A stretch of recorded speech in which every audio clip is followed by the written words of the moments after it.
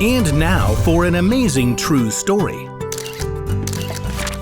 from the book of Luke, chapter 12, verses 13 to 21.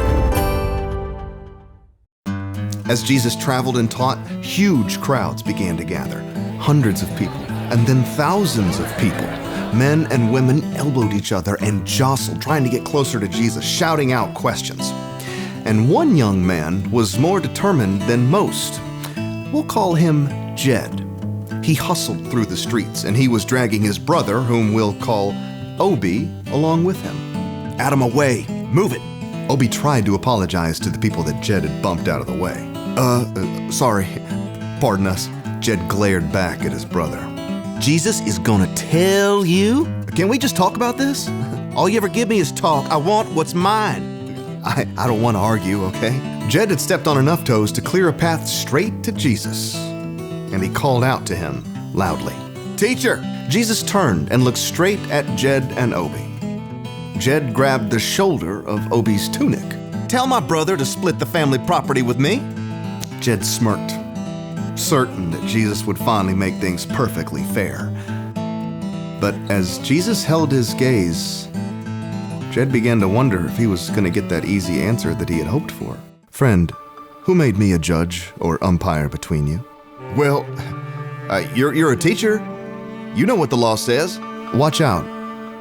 Be on your guard against wanting to have more and more things. Life is not made up of how much a person has." "But the law says..." Instead of answering Jed directly, Jesus told a story. And if he had told it today, it probably would have gone something like this. There once was a man who made his fortune growing sunflowers. Purty and tasty. Yes, sir, but those seeds do get stuck in your teeth. "Then I'll make my next fortune selling floss." I don't think you'll need to do that, sir. "Why's that?" This year's crop is shaping up to be the biggest yet. Just look at all those sunny yellow faces stretching right up to the sky. "Enough sunflower seeds to fill up my barns?" Fill them? We're talking mounds of seeds. Mountains of seeds. "So, I'll run out of space to store them all?" It's an amazing opportunity. You can make sun butter, sunflower cookies, sunflower trail mix. "Well, maybe." Start a sunflower food truck. Sell sunny paninis and sun butter gelato. Think of all the people you could meet and hang out with. I don't know about that. Or better yet, give the food away. For free? Well, you've already got more money than you could use, sir. So, what do you think? Think? I think you think too much about something that's not yours for the thinking. So, no food truck? No food truck. What about the sunflower trail mix? You'll be hitting the trails unless you do exactly what I tell you. I want you to tear down my barns. Me? I'm not very good with the crowbar, sir. Hire somebody, and then get me somebody to build bigger barns. Better barns. Barns that can hold every single seed of every one of those sunflowers. Store them all? So you can be Sunflower Santa and give them away at Christmas? So I can keep them for myself. Oh, I see. The rich man's assistant made plans for the barns to be torn down, and for big, shiny new barns the size of airplane hangars to be built in their place.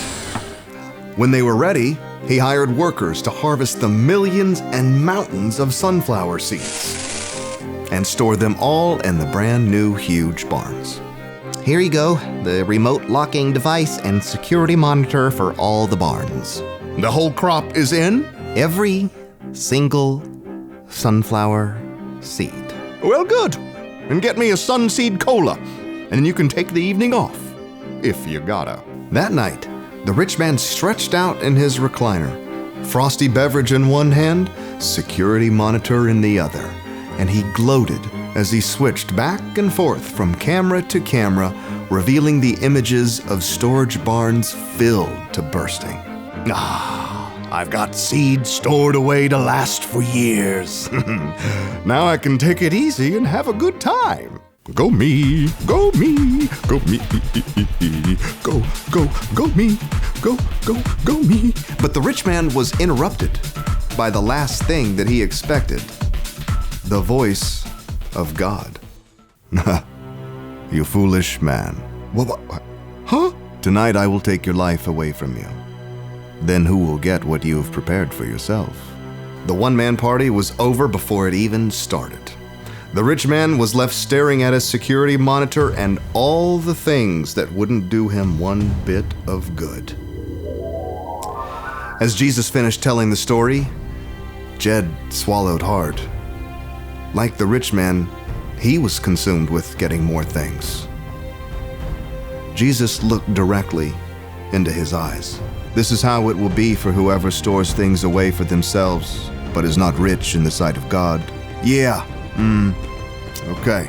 On the way home, Jed was silent. He still wanted his fair share of the family property, but he was beginning to see that getting more stuff wasn't what truly mattered.